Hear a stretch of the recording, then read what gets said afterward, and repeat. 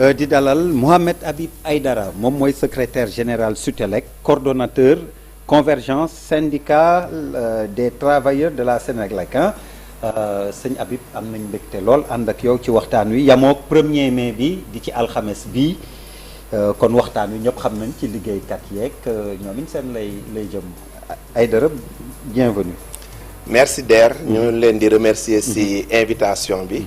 di ci profiter aussi di nuyu seen téléspectateurs yi di ndokkeel aussi bépp liggéeykat ci bis bi nga xam ne mooy fête du travail bi ñu jëm suba. alors xam naa ni dina seen doléance carnet de doléance xaw ma cahier de doléance traditionnel bi licenciement yi am condition de travail salaire yi moom tout le genre 1er mai foog ñu dégg ko centrale syndicale yi tamit pacte de stabilité bi ñuy dégg ak nguur gi naka ngeen def yéen centrale yu mag yeeg syndicat de base yi ndax am ngeen ci gis-gis boo xam ni yéen a ci ànd bokk mais balaa loolu yëpp dama gis ni da ngeen def convergence syndicat Sénélec bëri woon ngeen ay pàcc syndicat foofu lu xew ba ngeen joxante loxo comment ça s'est fait. waaw dañoo gis ne lii wolof di wax ne séentu asamaan jarul buuxante. donc ñun ñëpp bu fekkee ne défense intérêt travailleurs yi moo ñu tax a jóg. dañu war a booloo pour nekk ci li nga xam ne mooy liggéeykat yëfu liggéeykat yi. looloo tax ñu def convergence syndicale des travailleurs de Sénélec. pour que ñun ñëpp ñu àndandoo di dóorandoo di xàcceendoo di waxandoo di defandoo. te itam sax yemuñu foofu ndax tey jii génn nañ Sénélec. ba dans le secteur de l'énergie ñu ngi créer lu ñuy wax fédération nationale des travailleurs de l'énergie et des hydrocarbures parce que ñun ñoo bokk secteur donc tey jii ñi nekk dans les hydrocarbures ñi nekk dans le pétrole dans le gaz ñun ñëpp ñu ngi lëkkaloo pour def benn say boo xam ne vraiment il faut que ñu taxaw pour taxawal liggéeykat yi parce que xam nañ ne monde du travail fi mu nekk nii contexte bi ñu nekk jëm ci 1er mai doy na waar ci travailleurs yi léegi dinañ ñëw plus en détail ci secteur boobu nga wax énergie ak di nga ci junj yëpp mais balaa boobu comme ni nga ko wax yéen a ngi jëm ci 1er mai yaa ko waxal sa bopp condition yu doy waar léegi ñu bëggoon xam rek lan mooy doon donc seeni jàmbat yi ngeen di jébbal nguur gi ci wàllu doléance bu ñu xamee ni ngay wax ci diggante bi am na ñoo xam ni ñàkk nañ seen liggéey condition de travail moom da ngeen ko mës a jàmbat salaire yi tamit ñu gën ko yéwénal bokk na ci li ngeen di faral di jàmbat lan ngeen di jébbal nguur gi. waaw xam nga ñun wax dëgg yàlla ren dafa nekk contexte boo xam ne man xaw ma sax suba bu ñu demee le président lan lay teg ci loxo nit ñi parce que joxoon nañ ko cahier de doléance daaw. diggante daaw ba ren. yaakaaruñ ne am na benn virgule boo xam ne faj na ko ci carnet doléance moo tax ñu ne jarul ñu yóbbuwaat lu bees ndax li fi nekkoon daaw dara jógu ci donc tey jii dafay mel ni tàngal ceeb lay doon amuñu beneen cahier de doléance bu bees leneen li mooy tey boo xoolee Sénégal dafa am ñaari façon revendication tey jii dafa am lu bees loo xam ne moo ñu dab mooy application des accords bu njëkk ba boo rajo bu ñu waxantee ba suñu kàddu yi ñu fas ko yow da ngay dox li nga war a def ma def li nga war a def ñu avancé mais léegi nag nguur gi dafay signé ay accord ak syndicat de base yi mais du ko appliquer du ko jëmmal loolu lay camarade Cheikh Diop di wax des revendications de restitution te alors que dañu war a am des revendications de progrès social maanaam naka la ñuy def pour yokk koom-koom yokk salaire nit ñi yokk conditions de travail donc aujourd'hui le monde du travail dafa am lu leen metti lool parce que amul benn accord boo xam ne signé woon nañ ko avec moo xam syndicat de base yi moo xam avec les centrales ba pare ñu koy jëmmal te tey jii boo gisee li tax nit ñi pacte social bi sooke moom mooy centrales yi dañu jàpp ne gouvernement bi dafa deful benn jéego bu dem dans le cadre de l'amélioration des conditions ou de l'application des mais loolu tamit du fi gulet on va vous demander comment faire depuis des années même chose bi ngeen di wax même chose bi ngeen di kaas mais loolu lu ci pexe finalement. pexe bi mooy li nga laaj léegi rek mooy li nga laaj léegi rek parce que li ñuy wax golo bu yabee bukki ci doxin bi la. c'est-à-dire que émiettement syndical. moo tax tey jii kenn mënatul la def benn action syndicale bu am njëriñ moo tax ñun ñu commencé ko ci suñu biir. commencé biir Sénélec ñu ne bépp syndicat bu fa nekk dañuy booloo. pare nañ loolu réussir nañ ko ñu ne léegi dañuy génn. dem au niveau de l'énergie suñu secteur tout ce qui est syndicat mooy hydrocarbures pétrole gaz ak yëpp ñu dajale ko ci benn fédération. maintenant loolu nag force la boo xam ne normalement gouvernement war ko ñeme bu fekkee ne bëgg na jàmm parce que bu fekkee ne ñun électricité lañ nekk ñee nekk gaz ak pétrole bu ñu jàkkaarloog ñoom ne leen lii ak lii ak lii dañ ci war a jox buñ ñu doxul nopp bu boobaa de réew mi dina am nu mu demee. donc paralysie de tout un secteur. loolu nag moo am au niveau des centrales centrales yi léegi yenn centrales dañoo mel ni yu ndoxe yeneen centrales yi dafa am ay division tey ji kenn xamul ñaata centrale syndicale moo fi nekk alors que war nañoo mën a regrouper wu donc l'émiettement syndical moo favoriser tey jii nguur gi bu teyee mu wax ak DER ànd ak moom DER contre Habib mi nga xam ne moom dafa radical bu boobaa day fragiliser le mouvement syndical. bu ngeen bëggoon dem mouvement sax ci comme on prend l'exemple de la Sénélec 10 yi ne dañuy grève yeneen 10 yi ne grève wuñu donc on sait que le travail va continuer même bu dee dina am sooxeek yu demee noonu donc c'était un peu ça diviser pour mieux régner daal wax ak syndicat Habib waxal syndicat kële ak kële am ñi nga wax noo jubóol ak ñii am loo mais li ma wax encore une fois c'est que loolu yàgg na fi te bu ngeen moytuwul yéen a ngi koy wax dans votre secteur peut-être mais dans d'autres secteurs ce sera difficile ñëpp def benn say et foofu laay laajee pacte de stabilité sociale bi ñuy wax bu ko centrale yu mag yi nangoo wala nar cee dem nu ñuy def ak syndicat de base ñi nga xam ne ñu ci bëri ñu ngi élever la voix ne amuñu lu leen neex amuñu li ñu bëgg ci seen ay revendications donc xalaatuñu ñu dem ci ndax pacte de stabilité sociale boobu gëm nga ni war na mën a am suba ñu xaatim ko. Il faut être optimiste dans la vie. Mais damay yaakaar ni ma gisee affaire bi mu demee ak document bi ma lire. gouvernement bi nekkagul ci dynamique gu régler problème yi. mais dañu bëgg a naxante ba signer te itam nañ fàttaliku ne syndicat pyramide la.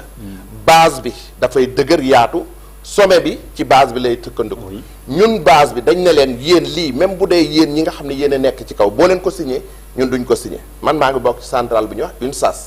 tey ji am na ay préoccupations dans Sénélec buñ ko jëlulee en charge ñoom ñu dem signé man duñ ma tënk su subaa su ma bëggee ne camarades travailleurs yi waa convergence syndicale parce que ñun fexe nañ ba am loo xam ne lu dëgër la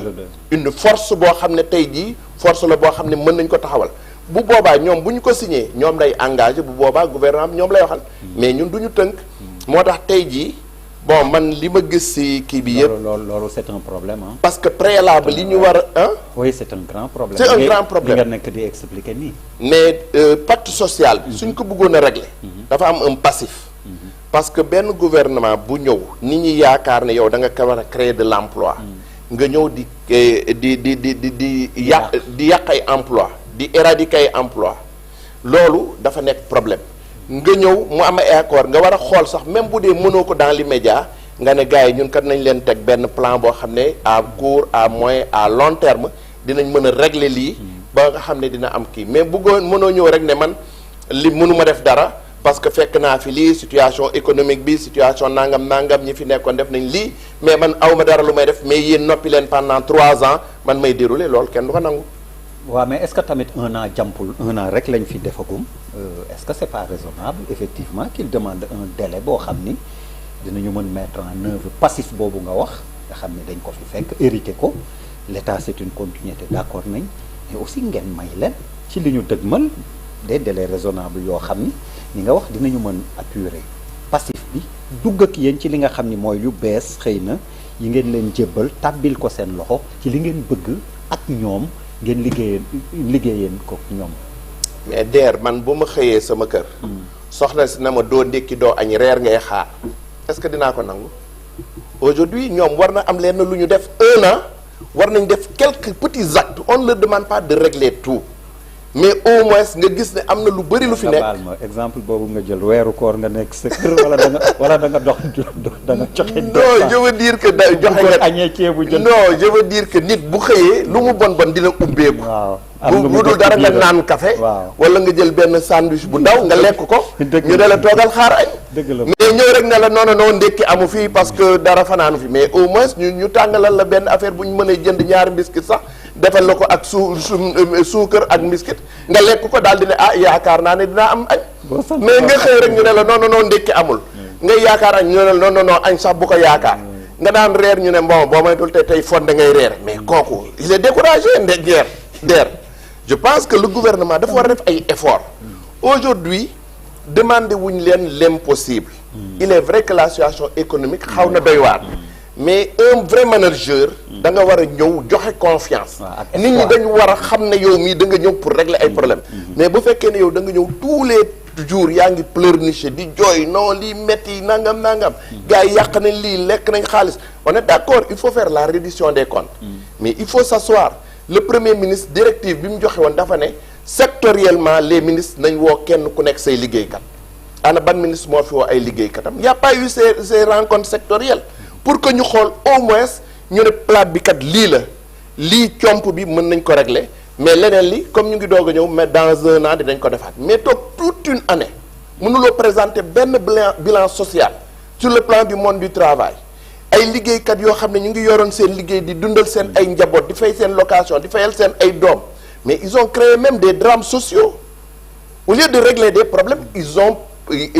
amené des problèmes aux gens te loolu mooy li nga xam ne moom moo war a am taxawaay ci syndicat yi. léegi ñu wax ci secteur bi nga bokk le secteur des énergies particulièrement Senelec que courant bi dëgg la da ngeen di kaasal seen bopp mais kaasal seen bopp ñun ñii dañ askan wi dañ ci bokk da ngeen ñu war a kaasal taxawul ñu te boobu ba léegi ñu ngi xaar baisse prix de l'électricité yéen syndicats yi lan ngeen ci mën lan ngeen ci xalaat surtout ak perspective gaz pétrole bi ñu nekk. bon ñun syndicat xam nga syndicat lépp luy bees.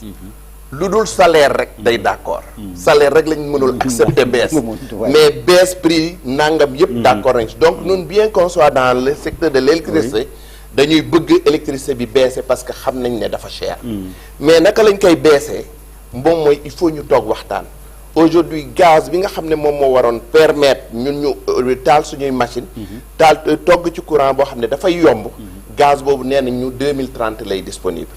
mais par contre 2030 gaz oui gaz bi dafa am ñaari gaz dafa am GTA am Yaakaar Teranga GTA c'est destiné à l'exportation dañ ko war a génne voilà maintenant voilà Yaakaar Teranga nag moom la ñu réserver pour la consommation locale boobu la ñu wax ne 2030 lay génn donc ñun boobu la ñu war a mën a utiliser pour defar courant mais entre temps ci diggante bi pétrole génn na fi tey bëri na te pétrole boo ko jëlee yóbbu ko SAR société africaine de raffinage da nga si am ñaari produit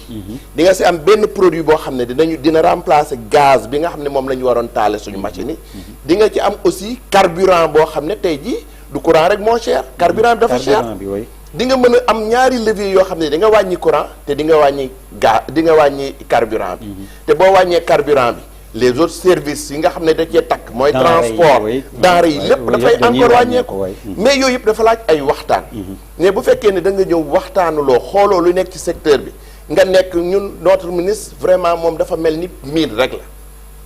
il ne fait que dans la mine bi mu ñëwee toog ba léegi ñëwagul Senelec waxtaanagul ak ñun xamaguñ ci lu mu nekk mais nous on a des propositions on a des solutions ñun notre revendication elle n'est pas que seulement pécuniaire ñun dañu am ay revendications yoo xam ne ça dans le cadre de la préservation de l'outil lu mel ni mais revendication yi mooy ñu toog xool li nga xam ne mooy gën a rafetal suñu diggante ak clients yi parce que clients yi c'est notre raison d'être aujourd'hui képp koo wax rek dafay wax Senelec courant bi cher na Senelec ay sàcc ngeen Senelec dañuy diaboliser alors que pourtant ñun du ñu nelaw dañu nekk ci àll bi di liggéey bay bëgg a dee pour que nit ñi nekk dans le confort boo xoolee depuis 2012 ak tey ji courant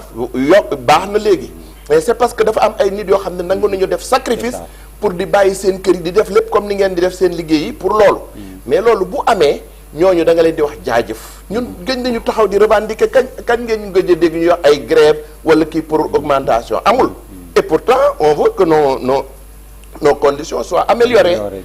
mais aujourd'hui lépp loo gis ci àddina dafa laaj waxtaan le gouvernement comme ni ko premier ministre joxe comme orientation dañu war a xool secteur bu nekk ñu woo ña fa nekk ñu waxtaan tey jii moi je salue waa SNTPT xam nga waa poste seen affaire metti na trop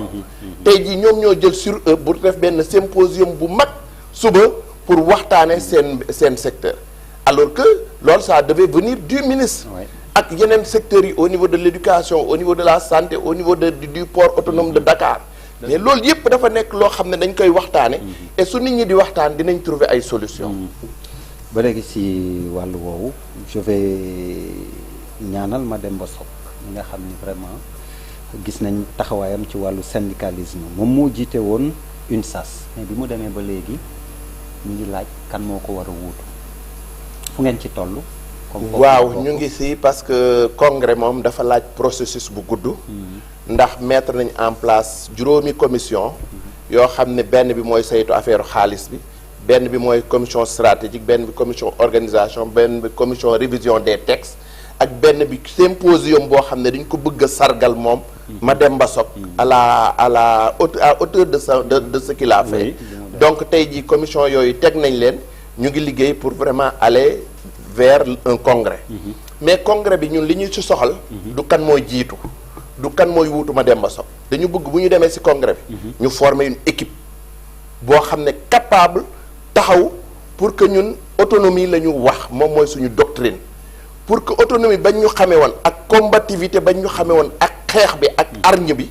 que nit ñi mën ko sentiraat à travers l'UNSAS. Donc maintenant comme on dit togg la boo xam ne ñu ngi koy def yàkkamti wuñu ko. C'est vrai que c'est tout à fait normal mais am na koo xam ne moo ko fi toogal ma am na intérimaire ñun ñëpp réunir nañ de manière consensuelle. Je salue la camarade secrétaire générale Yvette Keita mu ngi def liggéey bu mucc ayib vraiment moom mu ngi def un travail de consensus mais ñun ñëpp daal on travaille vers un congrès apaisé. Au lieu de dire que dañuy dem pour fal kii remplacer Mademba Sock on va partir pour mettre en place une équipe capable de prendre en charge les préoccupations des travailleurs. Mais équipe boobu dafa am ku koy jiite loolu mënul ñàkk. Et ça pose souvent aussi le problème de la démocratie dañuy sànni xeer politiciens yi naan ñooy jiite seen parti ad vitam aeternam souvent mais yéen it c'est souvent un peu le problème que vous avez syndicat yi Habib lañ ciy dégg boobu ba léegi ak xëy na ñaar wala ñett ñoo ko bokkaloon foofu à la Sénélec partout ailleurs aussi c'est un peu pareil. Ça pose un problème de démocratie. Non, ça ne pose pas un problème de démocratie dans la mesure où li ñuy def ce sera une élection démocratique. Effectivement dinañ fal kenn ku dem mais aujourd'hui on est en train de travailler ba nga xam ne xëccoo du am parce que lii tax émiettement syndical di am yow da ngay ñëw nga ne candidat nga man ma ne candidat la ñu ñëw nga daal di beru loolu nag la ñuy éviter te bu soobee yàlla pour la mémoire de Mademba Sock dinañ fexe sàmmonteeg loolu ba incha allah ñu le repos bi mu mérité mu mën ko am foofu incha allah. sëñ Habib xëy na looy tàggoo travailleurs yi rek ci. bon xanaa émission bi gàtt na rek. di wax ne daal wax dëgg yàlla gouvernement bi ñu ngi leen di appeler à ce que. ñu jël le problème de l'emploi def ko une priorité. L'application des accords déjà signés nañ ko def une priorité. Ensuite le fait que ñuy licencier ay travailleurs. yoo xam ne sous prétexte que kii parti bële la bokkoon wala parti bële. tey jii boo jëlee liggéeykatu Sénégal yëpp nga xaaj leen ñaar moitié bi yëpp kenn ku nekk fa ngay liggéey am na lu la fa indi moo xam politique la moo xam mbokk la moo xam relation la wala dara mais au-delà même de son appartenance politique tey jii le gouvernement ñi ñuy fal ñëpp c'est des politiciens du PASTEF et pourtant c'est des cadres émérites donc est-ce que dañu war a ñëw rek parce que yow parti bi nga bokk ñu dàq la buñ la dàqee c'est un drame social qu'on te pose parce que yow dootoo dundal sa njaboot say doom dañ leen di dàq école dañ lay dootoo fay location et tout ça donc il faut que ñu arrêter ces licenciements abusifs et excessifs yi ñuy def dans les entreprises ñu fexe jëmmal accords yi nga xam ne am na entreprises yi nga xam ne dañu nekk en difficulté ñu toog ñu waxtaan ñu xool naka lañ koy régler le coût de la vie dafa cher courant dafa cher carburant dafa cher même ndox nit ñi peut-être sentir duñ ko mais dafa cher donc yooyu yëpp c'est des attentes du Sénégal des Sénégalais ñuy xaar ci ñoom ay actes nag on salue vraiment la reddition des comptes mais ñoom ils en ont fait une priorité aujourd'hui la priorité des Sénégalais c'est de permettre aux entreprises yéen au niveau de la presse peut-être doo leen wax rek par obligation de réserve mais li ngeen di dund ñun xam nañ ko la fiscalité ak li ñuy ñëw naan dañuy tëj bi organe de presse dañuy tëj bële yooyu yëpp entre gouvernement bi daf ci war a bàyyi xel aujourd'hui le pays a besoin de stabilité li am ci yeneen réew yi warul am fii c'est vrai ñoom entre politiciens mën nañu xeex mais il y a un temps pour la politique mais il y a un temps pour travailler et ñoom ils passent tout leur temps à faire de la politique et maintenant c'est l'appel que je lance aux centrales syndicales aux organisations syndicales que nous sommes c'est à nous de prendre nos responsabilités et de faire face au gouvernement pour wax leen ne aujourd'hui dañu bëgg ngeen jublu ci kii yu Sénégalais yi les préoccupations des Sénégalais préoccupation yooyu ñoom xam nañ ko parce que moom la ñu campagne ba ñëw toog donc tey jii bu ñu toogee ñun on doit être exigeant vis-à-vis d'eux parce que nous leur avons donné une majorité écrasante ci biir loolu aussi dañ leen war a jàppale bi nag mënul weesu ñu ne leen nañ leen di waxtaan mais ki nga bëgg jàppale ne ko kaay ñu waxtaan te nangul waxtaan ak yow bu subaa bu la fekkee ci mbedd mi moo la nga def sa mënin sur le plan syndical bu boobaa il serait responsable